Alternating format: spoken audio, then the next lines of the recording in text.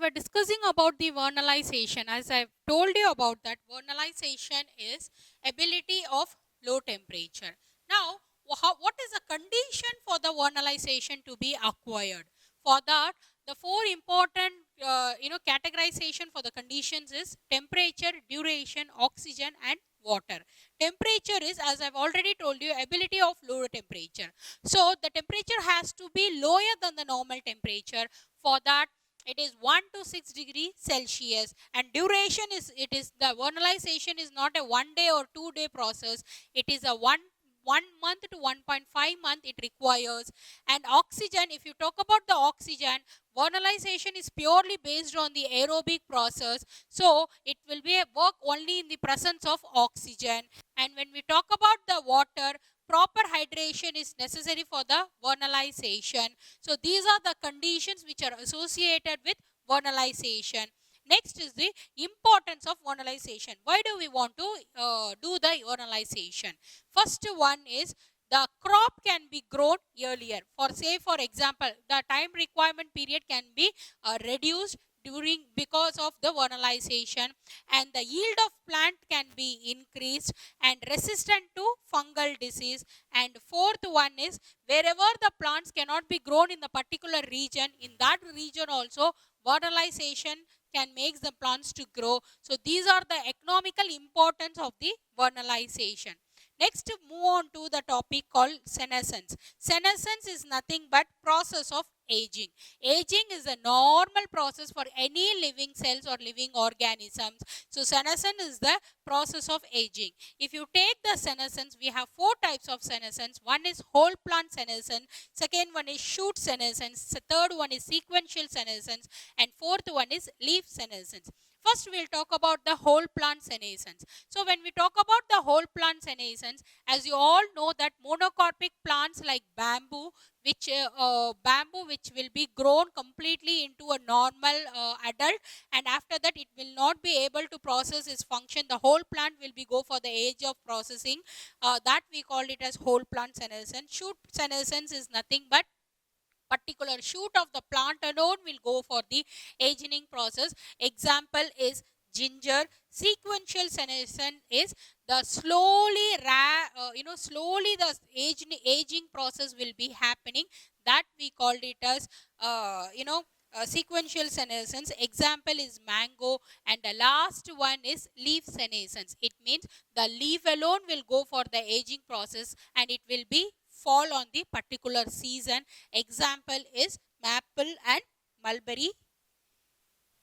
Okay, so this is about the senescence. Next, we move on to important topic of the chapter, that is growth regulators. The important chapter, important topic of the chapter is growth regulators. So regulators, it means it has to regulate the growth. If you take a growth regulator, we have one growth promoter, that is promote the growth. Another one is growth inhibitor, that means it stops the growth. Okay, so if you take a growth regulator, we have two type. One is growth promoter, another one is growth inhibitor. First, we will discuss about the growth promoters. So there are three growth promoters are available in the plant. First one is auxin, second one is cytokinin, third one is gibberellin. First, we'll see the auxin.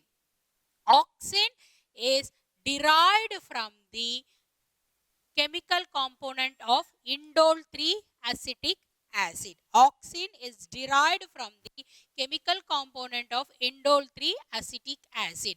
What is the function of auxin? Auxin will control the growth of plant cells. Auxin will control the growth of plant cells. So when it controls the growth of plant cells, it takes parts in the functioning of cell division also. So it will take part in the functioning of cell division also. Where can we use a auxin? While initiating the rooting in stem cutting technology. To initiate the rooting in stem cutting technology, auxins can be used. Other than that, auxins can be promote flowering in pineapple plants. So auxins can be used in promoting the flowering of pineapple as well as the lychee fruits. Okay, in the lychee fruits and pineapples, flower has to be promote. For that, auxin is required, and auxin can prevent the premature leaf fall. Auxin can prevent the premature leaf fall. So auxin, as I've already told you, auxin is a chemical derivative of indole 3 acetic acid. It controls the growth of cells, plant cells. So when it controls the growth of plant cell, it takes parts in the cell division.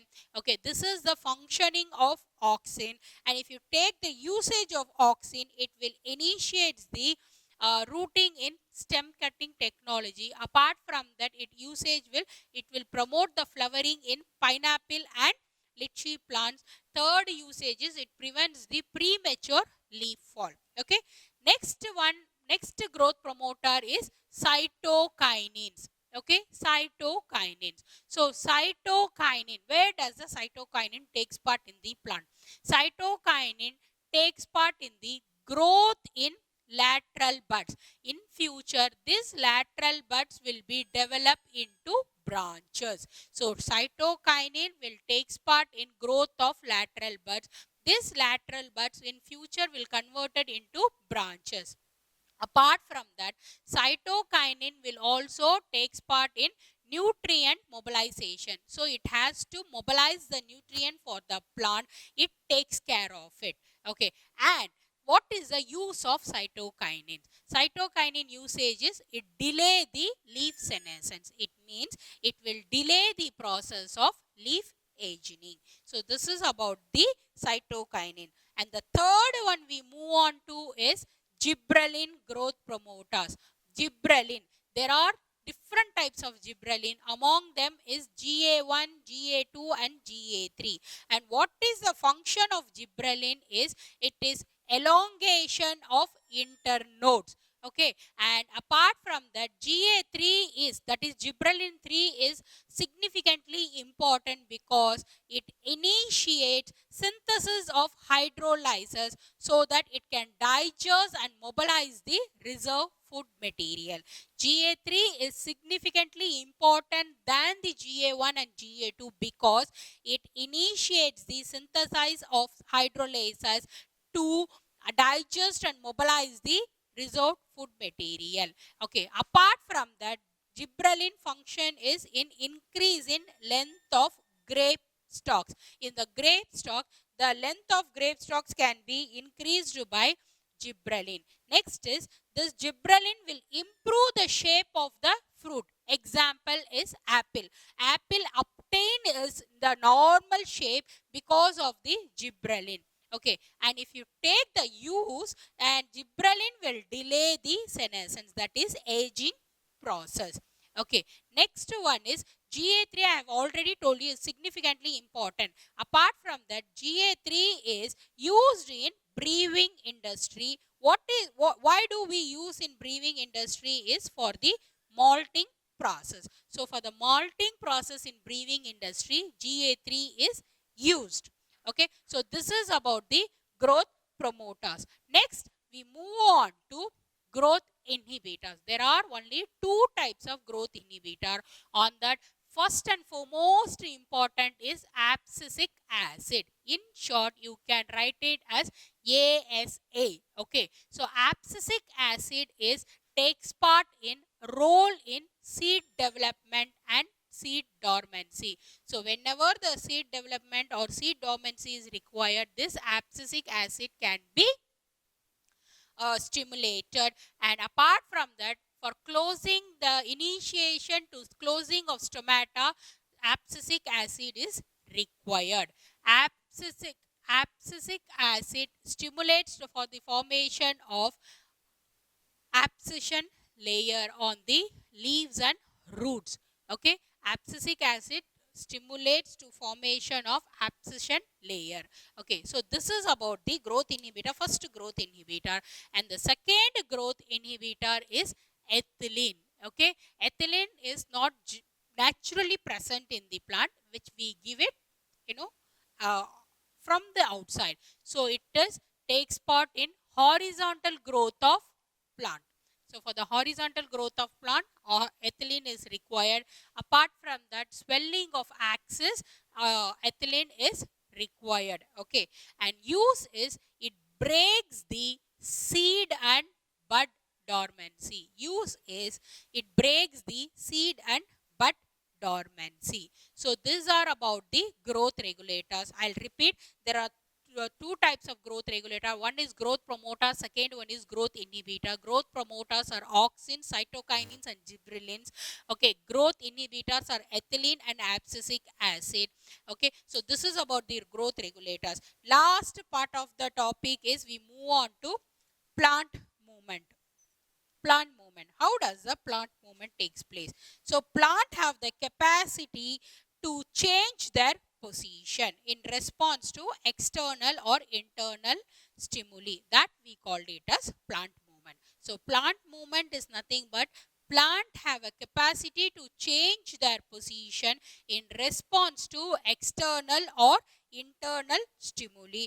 That we called it as plant movement. So with this, we have completed the plant growth and movement. Thank you.